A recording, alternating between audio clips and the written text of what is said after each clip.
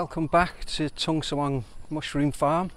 It's been a while, been very busy getting everything set up, had some good success, learnt a lot,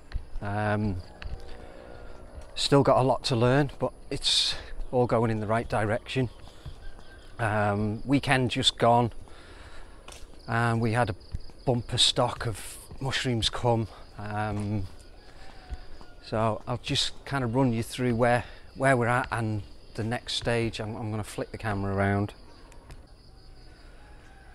So these are the grow cells that we've had in operation now for a couple of months. I've kind of learned it's best to give them a resting period. Over the weekend, all of these bags were, well, pretty much all of them were sprouting mushrooms. We had just stacks and stacks of them. We've got different layouts of racking which we've been trying. So at the moment I'm just letting these rest, so no humidity, plenty of fresh air, and then I plan to maybe put the humidity back on and lower the lids maybe the end of this week, so in 5 or 6 days time, and see how they go from there. But all of these bags have been producing.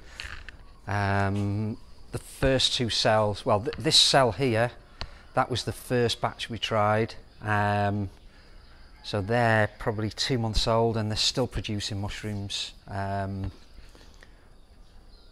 No issues. I'm still yet to learn what the lifespan is of each of the bags.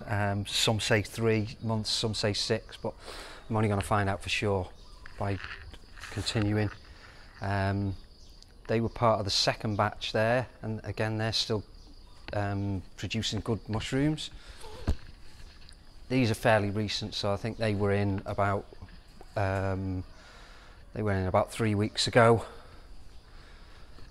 These have been in maybe 6 weeks. Oh, we've still got a few mushrooms coming there.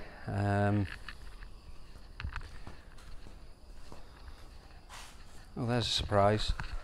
Yeah, there's still a few coming without any humidity, but the humidity in Thailand at the moment is very high. I think well, 65 to 70%. One of the issues we've got at the moment is temperature, because in full sunlight, temperature outside is in some days just over 40 degrees. Typically in the shade here, it still gets up to like 33, 34, which has been a problem, so we're looking at cooling methods, but I don't want to be running too much and using too much electricity, although we are on solar, but if I'm using it at night time, then it comes at a cost. So that's the first lot of cells we set up a few months ago. I've got a few more. These are bags that just come in last week, so they're going to go in the new system we're building. So they're all just colonising. They're not far off actually. I think they should be fruiting in a couple of weeks. Yeah, and then I've got these 4 cells which have had the first flushes last week. Really strong, did really well out of these. The lids, well, you can see I kind of split the lids in half so you can get access from either side.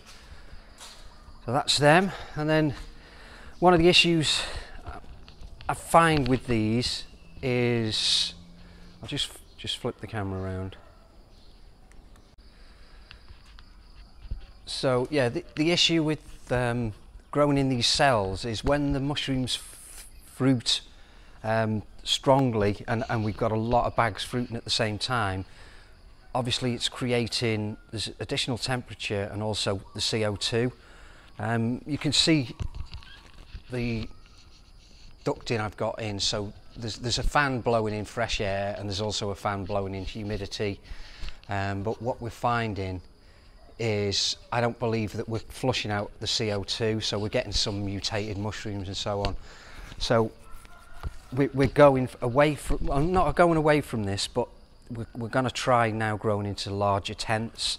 So if we come round, this is, excuse all the mess, we're kind of work in progress, but what we're doing here is we've got a racking system going in, and this is, if you look at the concrete pillars, it's basically 6 meters by 6 meters, which we're going to seal off using these Hessian sacks. And the reason we're doing that is the Hessian will still allow airflow, but if we soak the Hessian sacks down, I believe that'll help keep the temperature down. So you can see on the ceiling we've got this netting, so we're still going to get airflow. I'm thinking the hot air will rise, and I'm going to leave the Hessian just off the ground so airflow can come in from underneath. And then I've put up this steel cable, and then I'm not sure if you can see due to the lighting, but I put a sprinkler system in, which will give a fine mist. I put that on a timer, and then yeah, these are the racks, so we can stack each side. I think we're going to get about 800 bags on each side of these. So this area will give me, I think, 6,400 bags can go in here, and sealed off with the Hessian sacking. Keep that damp, have the misters on.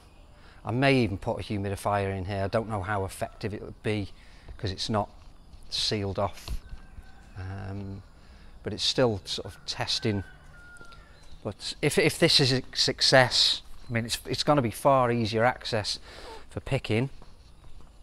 So if you can just visualise at the end of here, those Hessian sacks we're going to fix on the steel up there, and then hose them down to keep things cool. And then if that one's a success, then we've got this area here, so we can just continue working our way out, and then the same over there. But it's a learning curve. We've had some good success. I don't expect to become a millionaire growing mushrooms in Thailand, but if it gives me food on the table and a couple of changs every night, I'm happy with that. So there we are, that's the latest update at Tung Sawang Mushroom Farm.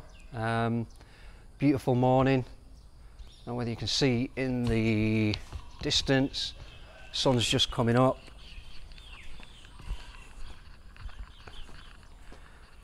Love the colour of the sun at this time of the morning. I don't know whether you can see it, but hey, no, probably not. But yeah, lovely morning here. I'm expecting it to be hot and humid, so I'm going to crack on and get the Hessian sacking fixed before it gets too hot, and then I can start loading these racks up, and hopefully this cell or grow tent, whatever we want to call it, will start yielding mushrooms in, I would expect, 2 weeks time, and then I'll give you an update to show how that's going.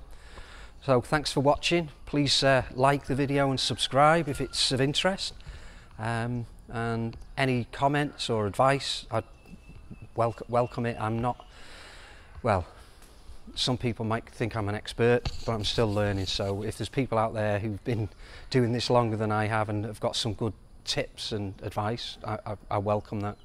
I'm not up for sarky comments. We've had one off an individual that there was no need for, but hey, that's YouTube for you. But yeah, thanks for watching. Please subscribe, and speak soon.